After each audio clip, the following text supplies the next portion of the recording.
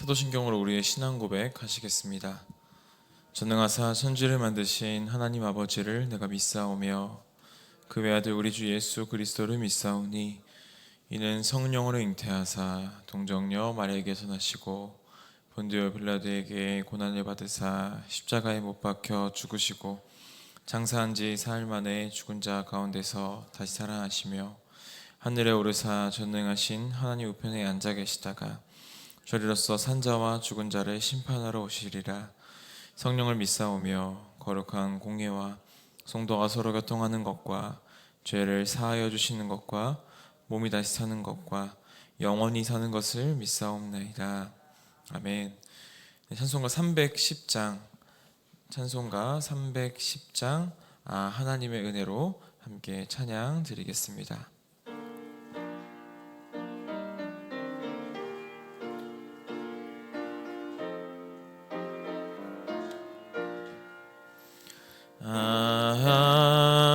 하나님의 은혜로 있을 데 없는 자 왜 구속하여 주는지 난 알 수 없도다.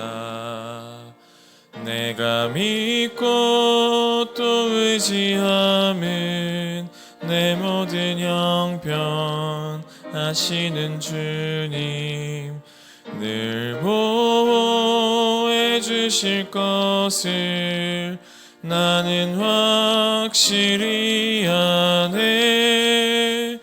왜 내게 굳센 믿음과 또 복음 주셔서 내 맘이 항상 편한지 난 알 수 없도다. 내가 믿고 또 의지함은 내 모든 형편 하시는 주님 늘 보호해 주실 것을 나는 확실히 아네. 왜 내게 성령 주셔서 내 마음 감동해 주 예수 믿게 하는지 난 알 수 없도다. 내가 믿고 또 의지함은 내 모든 형편 하시는 주님 보호해 주실 것을 나는 확실히 아네. 주 언제 강림하실지 옥밤에 홍남아제 또 주님 만날 그곳도 난 알 수 없도다. 내가 믿고 또 의지함은 내 모든 형편 하시는 주님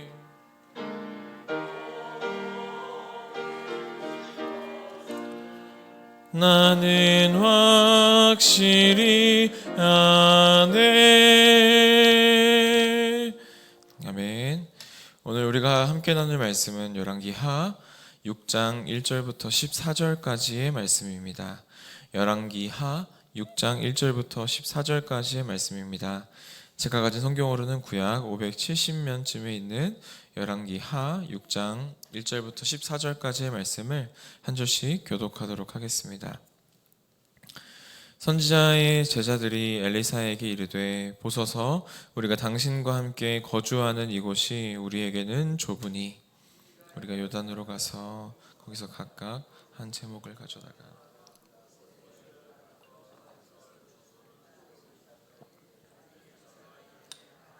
한지라. 그 하나가 이르되 청하건대 당신도 종들과 함께 가소서 하니 엘리사가 이르되 내가 가리라 하고 드디어 그들과 함께 가니라. 우리가 요단에 이르러 나무를 베더니 한 사람이 나무를 벨 때에 쇠도끼가 물에 떨어진지라. 이에 외쳐 이르되 아 내 주여 이는 빌려온 것이니이다 하니 하나님의 사람이 이르되 어디 빠졌느냐 하매 그곳을 보이는지라. 엘리사가 나뭇가지를 베어 물에 던져 쇠도끼를 떠오르게 하고 이르되 너는 그것을 집으라 하니 그 사람이 손을 내밀어 그것을 집으니라. 그때 아람 왕이 이스라엘과 더불어 싸우며 그의 신복들과 의논하여 이르기를 우리가 아무데 진을 치리라 하였더니 하나님의 사람이 이스라엘 왕에게 보내 이르되 왕은 삼가 아무 곳으로 지나가지 마소서. 아람 사람이 그곳으로 나오나이다 하는지라. 자기에게 말하여 경계한 곳으로 사람을 보내 방비하기가 한두 번이 아닌지라. 이러므로 아람 왕의 마음이 불안하여 그 신복들을 불러 이르되 우리 중에 누가 이스라엘 왕과 내통하는 것을 내게 말하지 아니하느냐 하니 그 신복 중에 한 사람이 이르되 우리 주 왕이여 아니로소이다. 오직 이스라엘 선지자 엘리사가 왕이 침실에서 하신 말씀을 이스라엘 왕에게 고하나이다 하는지라. 왕이 이르되 너희는 가서 엘리사가 어디 있나 보라. 내가 사람을 보내어 그를 잡으리라. 왕에게 아뢰어 이르되 보라 그가 도단에 있도다 하나이다. 왕이 이에 말과 병거와 많은 군사를 보내매 그들이 밤에 가서 그 성읍을 에워쌌더라. 아멘. 이른 새벽에 주님 전에 올라오시면서 5분의 성도님께서 1000번째 예물을 드리셨습니다. 장례 광고입니다. 6-2구역 궁은보 집사님 그리고 궁은진 집사님의 모친 되시며 김영숙 집사님과 이정란 권사님의 시모 되시는 고 김정자 집사님의 천국 환송 예배가 오늘 오전 5시에 적십자병원 장례식장 101호에서 있습니다. 우리 남은 유가족들을 위하여서 그리고 남은 장례 절차를 위하여서 함께 기도해 주시기를 바랍니다. 네, 오늘도 하나님의 은혜를 사모하며 또 주님의 말씀 듣기를 사모하며 이 자리에 모인 모든 제2가족분들을 사랑하고 축복하고 또 환영합니다. 부족한 종을 통하여서 전해지는 말씀을 통하여서 또 은혜가 되고 또 깨닫게 되는 지혜가 있는 오늘 새벽이 되기를 주님의 이름으로 소망합니다. 네, 우리는 계속해서 열왕기 하 말씀을 살펴보고 있습니다. 우리 하나님의 선지자 이 엘리사는 자신의 스승인 엘리야를 이어서 하나님의 능력을 발휘하며 그의 사역을 계속 감당해 나가고 있습니다. 그리고 많은 제자들이 이 엘리사를 따르고 있게 되는 것이죠. 그래서 이 엘리사 당시의 선지자들은 이 선지자 공동체를 이루면서 가족들과 함께 모여서 생활을 했습니다. 그런데 그 수가 점점 많아지다 보니까 사는 공간이 좁아지게 되어서 이 엘리사의 제자들은 자신의 스승인 엘리사에게 스승님 더 넓은 곳으로 가시죠. 저 요단강 쪽에 더 넓은 곳이 있습니다. 말하면서 그곳으로 가자고 제안을 합니다. 근데 우리가 생각해 볼 것은 그때 당시 북이스라엘의 상황은 어떠한 상황입니까? 이 북이스라엘은 지금 풍요의 신 바알을 믿는 이 바알 신앙이 성행했던 시기입니다. 이 당시 북이스라엘은 이 엘리야를 그토록 괴롭혔던 그 아합의 아들 여호람이 통치했던 시기이고요. 그리고 아합의 아내 또 이세벨이 여전히 그 힘을 발휘하던 시기가 바로 지금 엘리사가 지금 사역하고 있는 지금 이 시대입니다. 이것을 보면 북이스라엘의 영적인 상황이 점점 더 좋아지는 것은커녕 점점 더 악화되어져 가고 있다는 것을 우리는 알 수 있죠. 그런데 그러한 이 시대 가운데 하나님의 말씀을 전하는 이 선지자의 제자들이 그 수가 점점 더 많아지고 있다라는 것은 이 살 곳이 좁아질 정도로 그 수가 많아지고 지금 있다라는 것이죠. 그만큼 이 선지자인 엘리야와 엘리사의 영향력이 점점 더 커져가고 있다라는 것입니다. 우리가 이것을 볼 때에요, 아무리 시대가 어려워도 우리의 시대가 영적으로 아무리 어두워져 갈지라도 하나님께서는 그 하나님의 일을 감당하는 사람들을 찾으시고 계시고, 그리고 그들로 하여금 하나님의 나라를 이루어 가심을 알 수 있습니다. 그래서 오늘 우리가 점점 더 악해져 가고 어두워져 가는 세상 속에서 우리가 낙심하고 그냥 그 자리에 머물러 있는 것에서 우리가 그런 모습에서 끝나는 것이 아니라 빛의 역할을 감당하며 하나님의 나라를 이루어가는 하나님의 사람을 찾으시는 그 하나님의 마음을 우리가 알아서 우리가 그 빛의 역할을 감당하며 이 어두워져가는 세상 속에서 빛이 되는 우리 모두가 되기를 주님의 이름으로 소망합니다. 그래서 이 엘리사가 그들과 함께 가기로 하고 결국 이 요단에 이르게 됩니다. 선지자 제자들은 직접 도구를 빌려서 이 처소를 마련하기 위해서 주변에 나무들을 이렇게 베기 시작합니다. 그런데 이렇게 베고 있는 그 시기에 불행한 일이 한 가지 발생하게 됩니다. 이 제자 중에 한 사람이 나무를 이렇게 도끼로 베다가 이 도끼날이 그만 깊은 물 속에 빠지게 된 것이죠. 우리가 그때 이스라엘에는 철기 문화가 발전하지 못한 시대였습니다. 그래서 이 전쟁에 쓰이는 무기이든 그리고 농사를 할 때 사용하는 농기구이든 간에 이 철로 만든 철제 도구들이 보급이 원활하지 않았기 때문에 이 철은 굉장히 비싼 값에 들여와야 했을 것입니다. 지금으로 따지자면 냉장고나 세탁기와 같은 전자제품처럼 이 철로 만든 도끼날 하나는 지금 시대로 따져보기에는 정말 값싼 것이지만 그때 당시에 이 도끼날 하나는 굉장히 고가였을 것입니다. 그리고 이 대다수의 선지 생도들의 생활은 다 가난했기 때문에 이 5절에 지금 선지자의 고백처럼 도끼를 잃어버리는 순간 깊은 한숨을 내쉴 수밖에 없었던 것이죠. 그것으로 보아 그들에겐 도끼를 도저히 마련할 수 있는 능력이 없어 보입니다. 그래서 사실 선지 생도들은 새로운 건물을 지어 좀 더 좋은 환경에서 생활할 수 있겠다라는 희망 속에서 열심히 땀을 흘리며 일을 했을 것입니다. 분명히 그리고 그것은 선한 일이었고 하나님을 위한 일이었고 좋은 일이었습니다. 그러나 이 일로 인해 모든 작업이 다 중단되게 되었고 모두의 근심이 되어 버렸습니다. 그러자 이 6절에 보시면 엘리사가 이 일을 해결하기 위해서 나타납니다. 그는 그 도끼날이 어디쯤에 빠졌는지를 먼저 물어보고요. 엘리사는 도끼가 떨어진 곳으로 다가가서 물 위에 무엇을 던지냐면 나뭇가지를 던져서 도끼날을 떠오르게 합니다. 사실 이러한 장면이 우리들의 생각으로도 언뜻 이해가 되지 않는 장면이죠. 나뭇가지를 던졌더니 쇠로 만든 도끼날이 떠올랐다. 이러한 장면은 우리의 이성으로도 쉽게 이해되지 않는 장면입니다.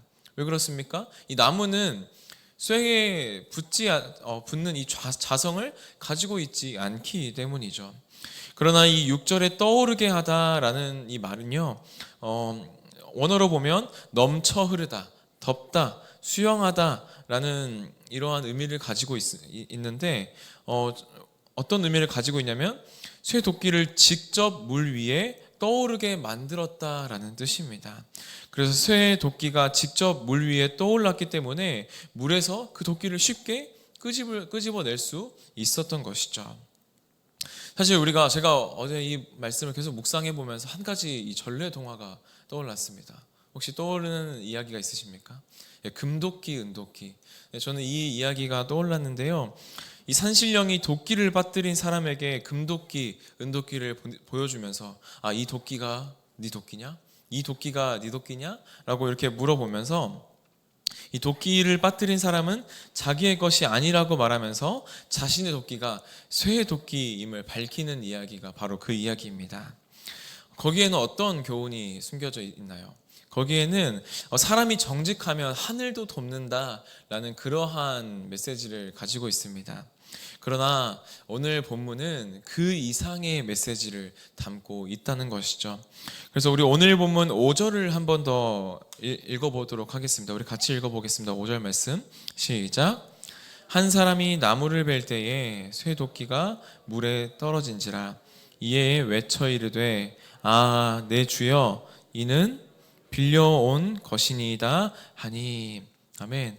이 도끼를 잃어버린 또 위기를 만난 제자 중 한 사람이 가장 먼저 취한 행동은 무엇입니까? 5절 말씀을 보니까요, 엘리사를 찾는 것이었습니다. 이 상황에 엘리사가 있어서 참 다행입니다. 하나님의 사람이기 때문이죠.